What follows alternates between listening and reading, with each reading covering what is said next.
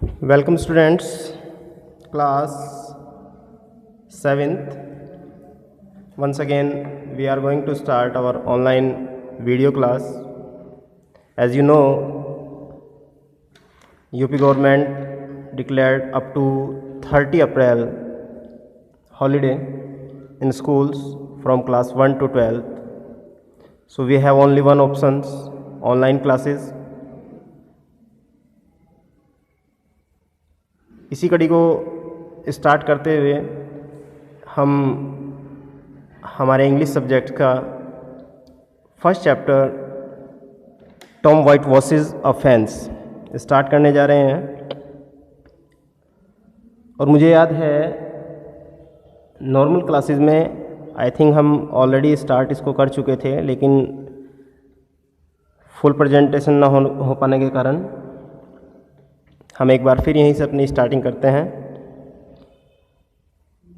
उससे पहले मैं आपको एक बात और बताना चाहूँगा बेटे, जिन स्टूडेंट्स ने बुक्स अभी तक नहीं लिया है स्कूल ऑफिस से आके कांटेक्ट कीजिए और अपनी बुक्स परचेज करने की कोशिश कीजिए एज सून एज पॉसिबल, क्योंकि अगर आपके पास बुक्स होंगी तो आप घर पर भी स्टडी कर सकते हैं। अगर आपके पास बुक नहीं है तब स्टडी कैसे कर पाएंगे? तो बुक्स के लिए जितना जल्दी हो सकता है आप लोग कोशिश कीजिए, बुक्स ज़रूरी हैं। तो स्टार्ट करते हैं हमारा first chapter Tom white wash offence. White wash के बारे में आप सभी जानते होंगे। वाइट वॉश यानी कि सफ़ेदी करना, पेंट करना। ऑफेंस बोलते हैं boundary walls of a house और होम और ए farm.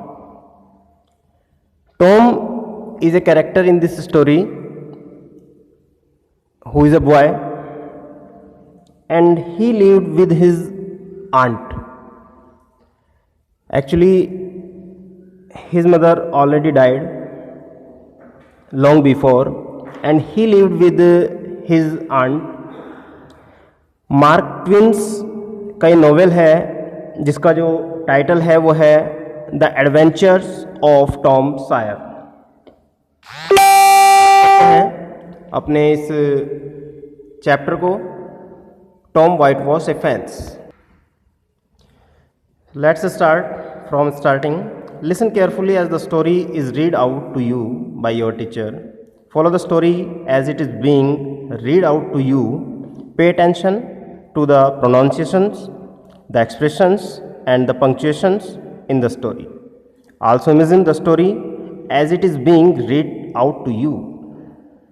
The incident occurs in Mark Twain's novels entitled The Adventures of Tom Sawyer.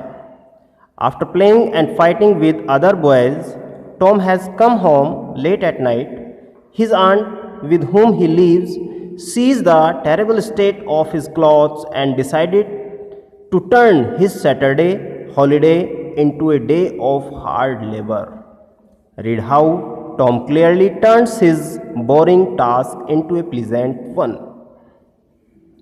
Students, in this story, The Adventures of Tom Sawyer, mark Twain का जो एक famous novel है वहाँ से लिया गया है। The adventures of Tom Sawyer novel से सारा दिन के खेल और लड़ाई झगड़े, बच्चे आपस में खेलते हैं, लड़ते भी हैं, झगड़ते भी हैं। उसके बाद जब टॉम देर रात को घर आता है, उसकी आंट उसको देखती है और देखकर उसके कपड़ों की जो स्थिति थी, उसकी स्वयं की जो स्थिति थी, वो काफ़ी गुस्से में आ जाती हैं।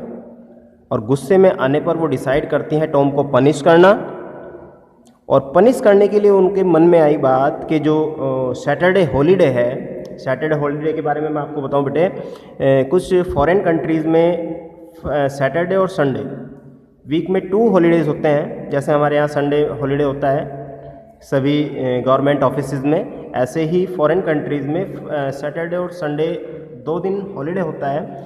वहाँ पर भी सैटरडे का हॉलीडे था टॉम का, into a day of hard labour. और उन्होंने डिसाइड किया उसको पनिश करने के लिए कि जो सैटरडे की उसकी हॉलीडे है, उस हॉलीडे को उसको सारा दिन हार्ड वर्क करने में बीते, कुछ इस तरह से उसका पनिशमेंट डिसाइड किया।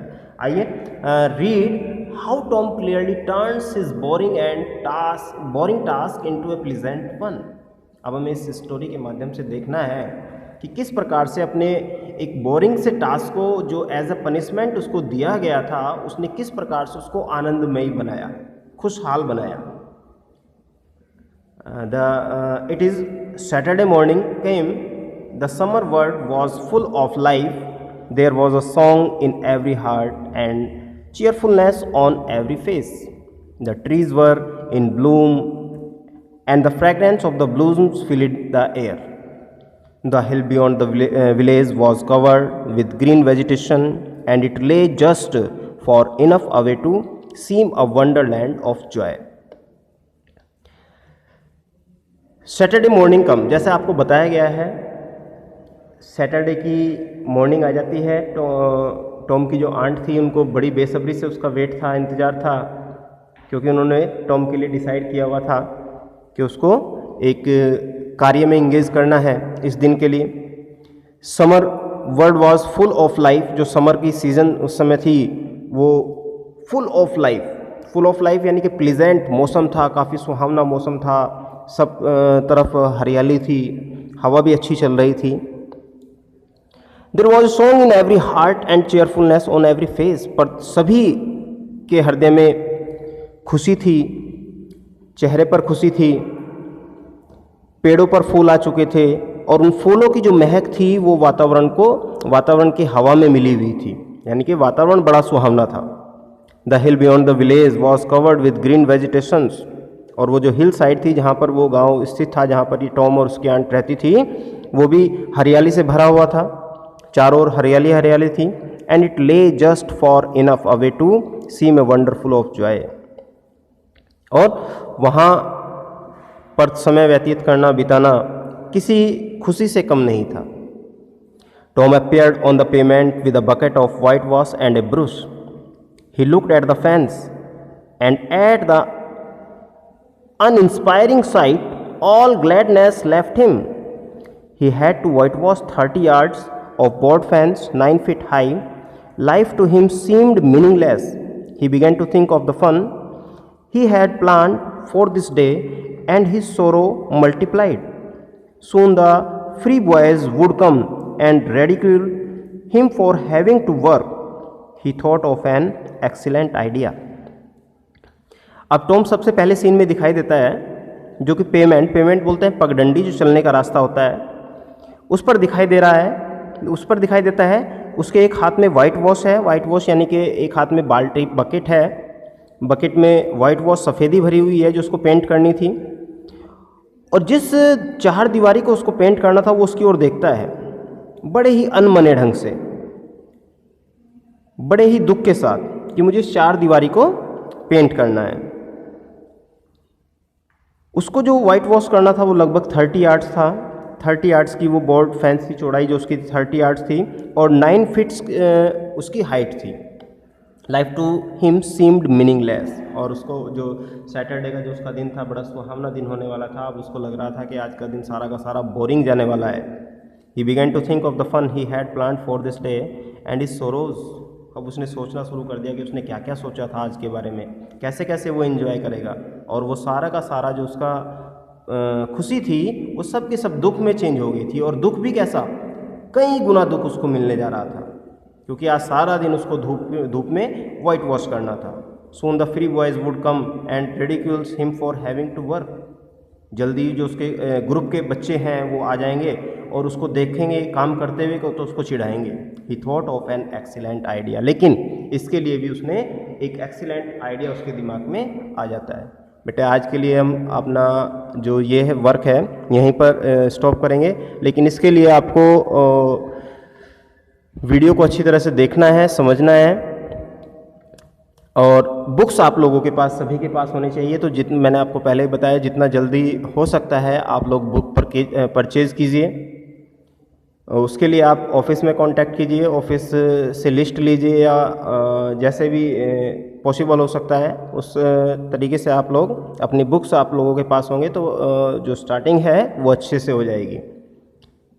थोड़ा सा चैप्टर हमने रीडिंग किया है, इस चैप्टर को आपको भी एज एन होमवर्क अच्छे से रीडिंग करना है और रीडिंग करके समझने की कोशिश करना है। जो हार्ड वर्ड्स हैं, हार्ड वर्ड्स आप अपनी नोटबुक बनाएंगे, नोटबुक का चैप्टर नंबर 1 डालेंगे नोटबुक की स्टार्टिंग में, और चैप्टर नंबर 1 डालने के बाद आप उसका टाइटल लिखेंगे the adventures of Tom Sawyer, date के साथ में, डेट भी यहाँ पे लिखना है आप लोगों को। और सबसे पहले हार्ड वर्ड यहीं तक जितना हमने स्टडी किया है, जो हार्ड वर्ड हैं वो आपको मिनिमम 10 हार्ड वर्ड्स आपको यहाँ से फाइंड आउट करके सीक्वेंस बाई आपको यहाँ पे नोट डाउन कर देना है। ठीक है बेटे, तो आज का काम इतना ही है आपका। नेक्स्ट वीडियो में मिलते हैं आपको।